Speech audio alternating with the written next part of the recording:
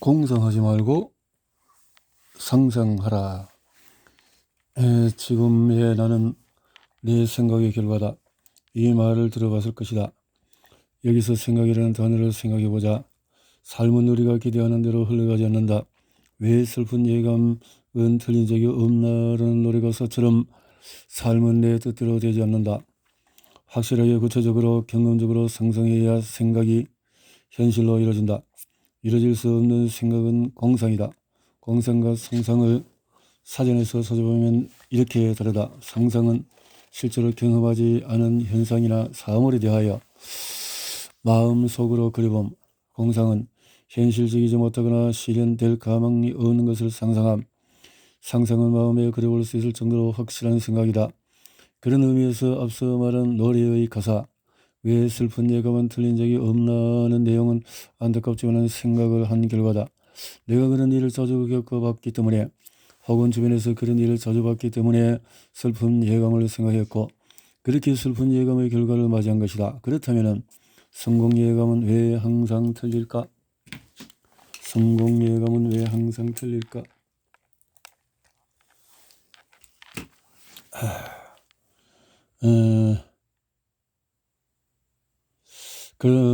그만큼 성공해본 경험이 없고 주변에 성공한 사람이 없기 때문이다.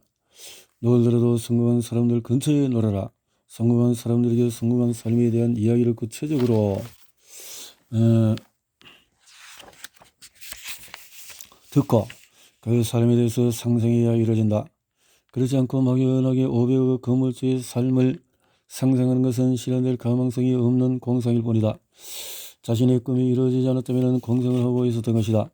당신은 얼마나 구체적으로 500억 건물주의 삶을 상상할 수 있는가? 만져보기 있는가? 만나본 적이 있는가? 500억 건물주가 쓴 책은 읽어본 적이 있는가? 500억, 1000억 자산가들의 쓴 책을 읽어보라. 책을 통해서 이들의 삶을 들여다보고 내 마음속에 제대로 그려야 나 역시 500억 자산가가 될 수가 있다. 그 어떤 영화도 책을 이길 수 없다고 한다. 이유는 같은 책을 읽어도 사람마다 각각 처한 환경이 다르기에 각각 다른 상상을 하기 때문이다. 책을 읽은 500명이 각기 다른 상상을 하게 하는 반면에 하나의 상상을 스크린으로 비춰주는 영화는 모두가 같은 상상을 하게 된다. 500억 건물주의 삶을 그린 영화를 볼 것이 아니라 그 사람이 쓴 그 사람에 대한 책을 읽고 내게 실현될 가망이 있는 상상을 해야 500억 건물주라는 당신의 꿈이 이루어진다. 부자의 삶뿐만 아니라 인간이 경험할 수 있는 모든 삶들의 책 속에 있다. 삶들이 책과 함께 우리의 생각을 현실로 이루어지게 도와주는 것이 예술 작품이다. 베토벤의 환희의 성가를 100번만 들어보라. 환희의 찬 당신의 인생에 떠오를 것이다. 들으면 들을수록 더 구체적으로 환희의 찬 당신의 삶이 그려질 것이다. 이게 예술 작품의 힘이다. 환희의 찬 당신의 삶을 그냥 상상해보라고 하면은 잘 안되지만은 베토벤의 환희의 성가를 듣고 있으면 상상하지 않으려 해도 환희에 찬 내 인생이 그려진다. 수백 번 듣다 보면 환희에 찬 삶이 너무도 생생하게 보인다. 그렇게 구체적으로 생각한 상상은 반드시 이루어진다. 막연하게 상상하던 내 삶이 아니라 확신에 찬 내 인생의 방향을 음악을 통해서 검증받는 것이다.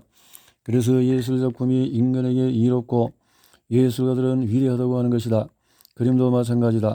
이미 역사적으로 많은 사람들이 찬사를 보내는 그림을 통해 진정한 내 삶을 찾을 수 있다. 그런 영감을 받기 위해서 갤러리에 가서 그림 앞에 서 있는 것이다. 내가 볼 수 없었던 상상할 수 없었던 내 삶의 방향을 그림이라는 창을 통해서 볼 수 있는 것이다. 그림을 그대로 제대로 감상하는 것은 그림을 통해 내 삶에 대한 영감을 얻는 것이다. 우리 인간은 미술과 음악과 춤을 통해 내 안에 잠자고 있던 거인을 깨운다. 어떻게 살아야 할지 모르겠어요. 좋아하는 걸 하려고 하는데 내가 좋아하는 게 뭔지 모르겠어요. 지금 이런 생각이 든다면 책을 읽고 음악을 듣고 그림을 보라. 아무것도 하지 않고 진리를 깨달을 수는 없다. 책과 예술 작품이 당신의 꿈을 알려주고 실현할 수 있도록 만들어줄 것이다.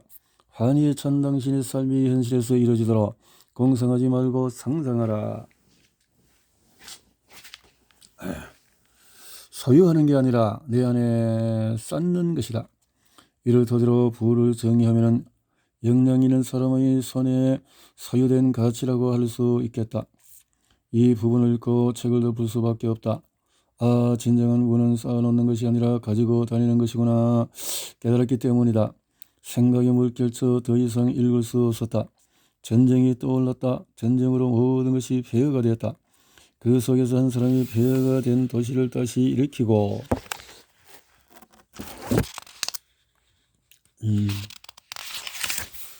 사람들을 더덕거리고 다시 경제를 움직이게 만들고 있다. 모든 것을 잃어버린 잿더미 속에서 다시 부를 만들 수 있는 힘. 진정한 부는 소유하는 것이 아니라 자신 속에 가지고 다니는 것이다. 부를 내 안에 쌓아놓지 않은 사람들이 남을 부러워한다. 시골 사람들은 도시를 그리워하고 도시 사람들은 시골을 그리워한다. 직장인들은 모험에 뛰어든 창업자를 부러워하고 창업자들은 꼬박꼬박 안정적으로 월급을 받는 직장인들을 부러워한다. 내 안의 역량이 내공이 부족해서 그렇다. 우리는 눈에 보이는 것들이 부라고 생각한다. 번듯한 아파트, 고가의 차, 명품 가방과 옷까지. 하지만은 전쟁이 나서 폐허가 되었다고 생각해보라. 아파트는 무너지고 차는 망가지고 가방과 옷은 너덜너덜 거짓대가 되어 있을 것이다. 하지만 내 안에 있는 힘이 부자라면 내 주위가 폐허가 되어도 내가 살아있는 한 그 부는 없어지지 않을 것이다.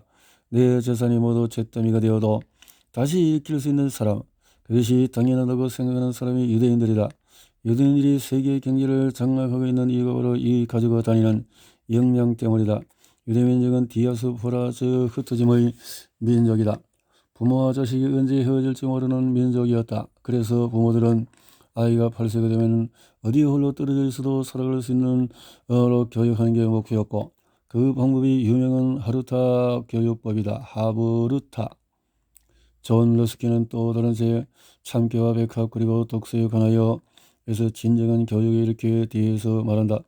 교육은 경쟁에서 이겨서 남들보다도 나의 소유와 지위를 누리는 출세를 준비하는 과정이 아니라 책을 통해서 최고의 지혜를 얻으며 가슴은 점점 부드러워지고 피는 뜨거워지고 머리는 명민해지며 생명을 풍성하게 하는 평강의 정신을 얻음으로써 관대해지는 것이다. 참깨와 백합. 교육은 결국 관대해지는 것이다. 관대해진다는 것은 기꺼이 남을 위해서 사는 삶을 이해하는 것이다. 진정한 교육은 오직 나를 위해서 재산을 쌓고 오직 나를 위해 건물을 쌓는 게 아니라 어디서든지 남을 도울 수 있도록 내 안에 역량을 쌓는 것이다. 소유하지 말고 내 안에 쌓으라. 내 안에 부와 역량을 쌓으면 저절로 남을 돕게 된다. 결국 인간은 나를 위한 삶이 아니라 남을 돕는 삶에서 진정한 삶의 방향을 찾게 된다. 우리는 그동안 경쟁에 이겨서 남들보다도 나은 소유와 지위를 누리도록 교육받았다. 이런 교육 때문에 내 삶의 방향을 제대로 찾지 못했다. 관대해지자. 관대해지자. 결핍이 필요한 이유는 내가 처음 방송국에 들어갔을 때 박명수 형이 이런 말을 했다. 명하나, 우리 개그맨들은 영에서 플러스를 쌓지 못해. 돈이 쌓이면 쓰면서 놀고 싶거든. 그러니까 항상 마이너스를 만들어서 갚아나가는 방법으로 돈을 벌면 돼. 너 당장 저택 청약을 신청해. 중도금 날짜에 맞춰서 열심히 일하고 중도금 내다 보면은 어느 순간 아파트 한 채가 생기는 거야. 이런 식으로 계속 일단 마이너스를 만들고 갚아나가면 돼. 우리는 빚지는 걸 싫어해. 그래서 이런 방법이 좋아. 이 방법은 엄청났다. 실제 난 이 방법으로 집을 여러 채 갖게 됐다. 여기서도 난 누구인가, 어떤 스타일인가를 아는 게 중요하다. 저축하며 쌓는 것을 잘하는 사람은 플러스 전략을 쓰면 되고, 나처럼 쌓지는 못하고 갚아는 것을 잘하는 사람은 마이너스 전략을 쓰면 된다. 돈에 대해서는 포천지 선정 100대 부자에 오른 세계 최고의 펀드 매니저 레이 달리오의 말을 들어보자. 사실 훨씬 더 많이 가지고 있는 것은 큰 부담이 되기 때문에 적당히 소유하는 것보다 더 나쁘다. 여기서 레이 달리오가 말하는 적당히를 잘 이해해야 한다. 사람에게는 저마다의 돈 그릇이 있다. 그런데 내가 가진 돈 그릇보다도 조금 덜 가져야 행복하다. 더 많이 가지면 혼돈과 고통만 가득하다. 더 많이 가진 만큼 고통스럽다. 이건 진리다. 그리고 조금 덜 가져야 더 성장할 수 있다. 인간은 성장할 때 가장 행복하다. 이미 다 잃은 다음에 심지어 더 많이 가진 다음에는 잘못된 길로 빠질 수밖에 없다. 그게 돈의 위험이다. 이렇게 선순환을 만들면 돈이 더 잘 벌어진다. 내가 지금 그렇다. 넘치려고 하면 돈을 잘 흘려보내면 된다. 난 내 그릇보다도 넘치게 들어오는 돈으로 도서관을 짓겠다고 결정한 후부터 부유에 대한 스트레스가 사라졌다. 오히려 하루하루를 즐겁게 살고 있다. 돈을 무작정 많이 가지려 하지 마라. 그렇게 한다고 가질 수도 없으며 설령 가진다 해도 행복하지가 않다. 약간 모자란 만큼만 벌고 넘치면 나눠주라. 그러면서 돈 그릇을 계속 키워라. 이것이 돈이 저절로 벌어지는 선순환 구조다. 이것을 경험하며 깨달은 것은 결핍의 힘이다. 돈, 몸, 잠, 책, 이 네 가지는 결핍이 필요하다. 몸의 결핍은 소식이다.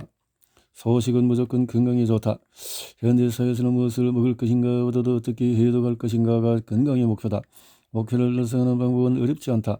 속이 비어있는 시간이 길면은 저절로 디톡스가 된다. 우리 장기는 음식이 차이서에는 소화에만 집중한다. 소화가 다 끝나야 해독 단계로 넘어간다. 그런데 음식을 우리 위장에 계속 차이서에 해독을 할 수가 없고 결국 건강을 해치게 된다. 그러니 소식하면 자연스레 건강해진다. 잠도 그렇다. 나는 잠을 조금 모자라게 자는 편이다. 언제라도 머리만 땅에 닿으면 잠들기 위함이다. 연예인 시절에 불면증으로 엄청 고생했다. 위대한 불안감으로 잠을 이룰 수가 없었다. 그때 버릇이 아직도 남아 잠들기에 실패하면 뜬 눈으로 밤을 새운다. 이럴 때는 책도 안 읽어진다. 대신에 낮잠을 꼭 잔다. 차에서 또는 찜질방에서. 그때는 머리만 대면 잔다. 20분 정도 자고 나면 머리가 맑아진다. 그리고 책을 30분 정도 읽는다. 내 식당 브레이크 타임에 즐길 수 있는 최고의 시간이다. 책은 읽을수록 결핍이 생긴다. 그래서 더 읽고 싶은 결정이 샘솟는 것이다. 예를 들어서 양자역학에 대해서 전혀 모른다면 책을 읽고 싶은 생각조차 없을 것이다. 그런데 양자역학에 대해서 한 권을 읽으면 다른 책이 더 읽고 싶어진다. 니체를 읽으면 다른 책들의 책이 더 읽고 싶어진다. 이런 결핍이 열정으로 바뀌며 책을 읽다 보면 결국 알무로 얻게 된다.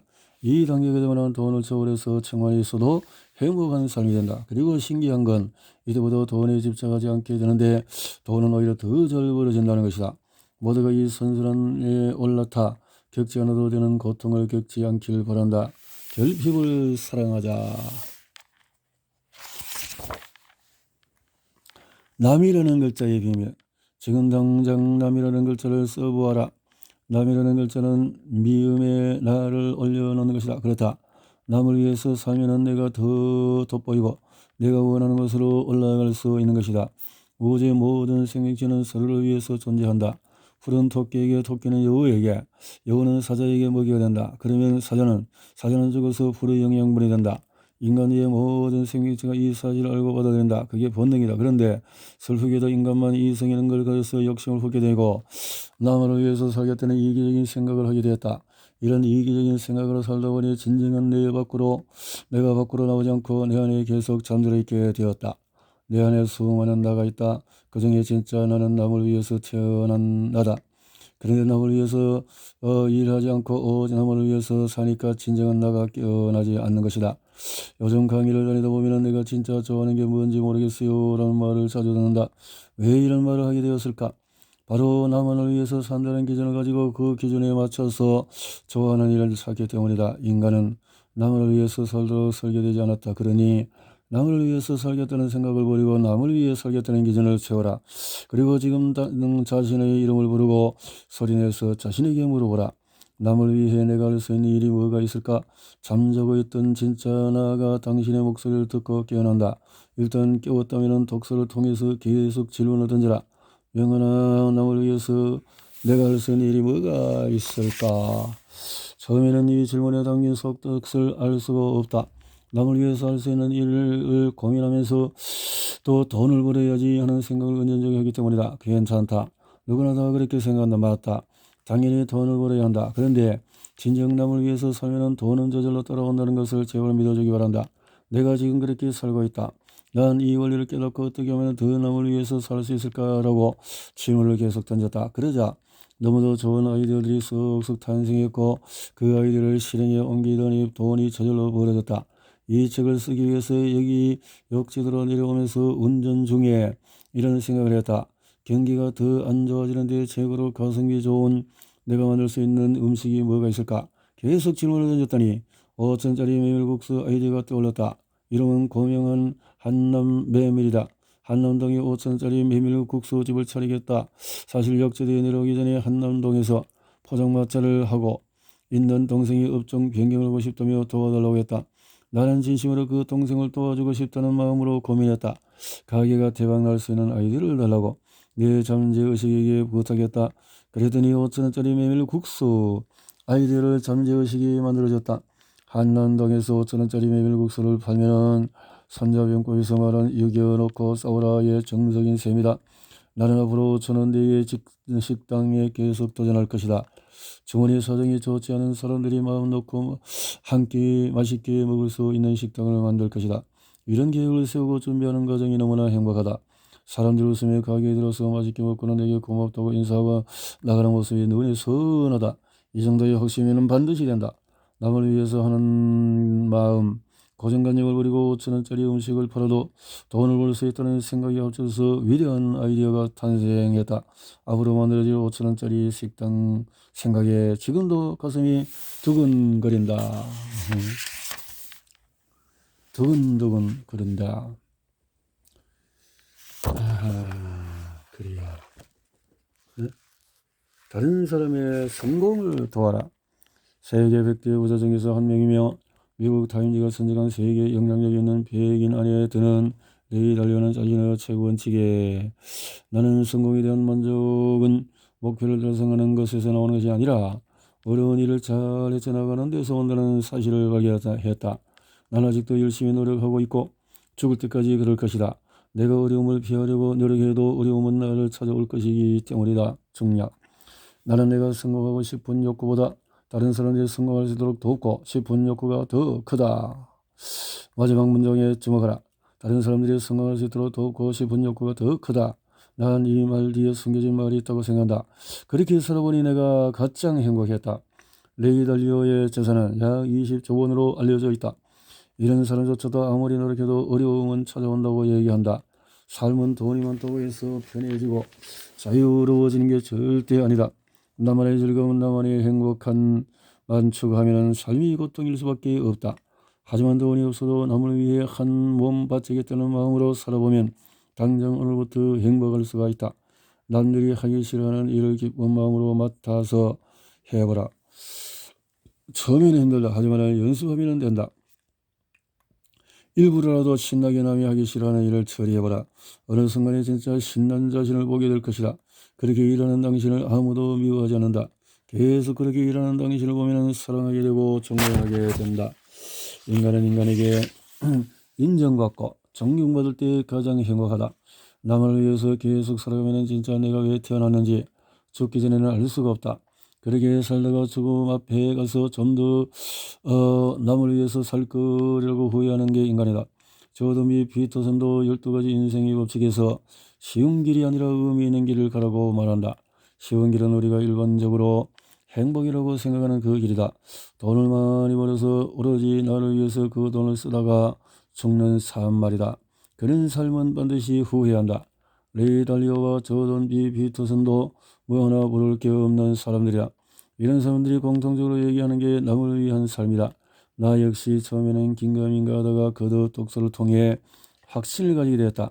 그 확신을 가지고 아이디어를 내고 사업에 적용했더니 하루하루가 행복하고 나 역시 그렇게 은하던 돈이 저절로 통장에 들어오는 삶을 살게 되었다. 자, 눈을 감아보자. 그동안 돈을 벌면은 이렇게 나를 위해 살겠다고 했던 생각들을 싹 지워버리고 많은 돈을 벌어서 남을 위해 사는 모습을 상상해보라.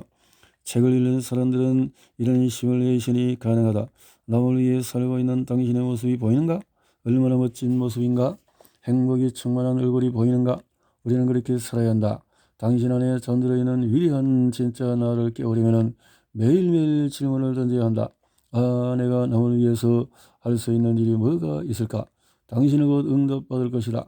응답받은 당신은 이제 매일매일 즐거운 삶을 살다가 아름다운 죽음을 맞이할 것이다. 이게 바로 당신이 이 지구에 태어난 이유이다.